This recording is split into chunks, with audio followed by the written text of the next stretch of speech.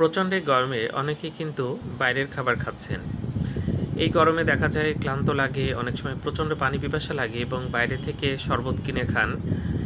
সন্ধানের শরবতগুলো খুব খেতে সুস্বাদু এবং অনেক সময় বরফ দেওয়া থাকে। এতে অনেকেই খেতে পছন্দ করেন। যাক, এগুলোর মধ্যে হেপাটাইটিস এ ভাইরাস অথবা ই ভাইরাসের জীবাণু কিন্তু থাকতে পারে। এই ভাইরাসগুলো শরীরে ঢুকলে এটা হেপাটাইটিস তৈরি করে এবং তার ফলে জন্ডিস দেখা যায়, অরুচি হয়, পেট ব্যথা হয় এবং পেশেন্টগুলোর ভালোই কষ্ট পায় দেখি। আবার এগুলো গ্রহণ করলে ডায়রিয়া হতে পারে এবং সেখানে আমাশা, তারপর টাইফয়েড এরকম বিভিন্ন জটিল রোগ কিন্তু হতে পারে। তো পানিটা খুবই আপনারা নিরাপদ পানি খাবেন এবং প্রয়োজন হলে কিনে খাবেন। কারণ এই যে বরফ দেওয়া এই জুসগুলো বা শরবতগুলো এগুলো কিন্তু খুবই ক্ষতিকর, যে বিশেষ করে খোলা যেগুলো বিক্রি হয়, এবং এই জীবাণুগুলো থাকতে পারে এবং টাইফয়েড হলেও আপনি অশেষ কষ্ট পাবেন।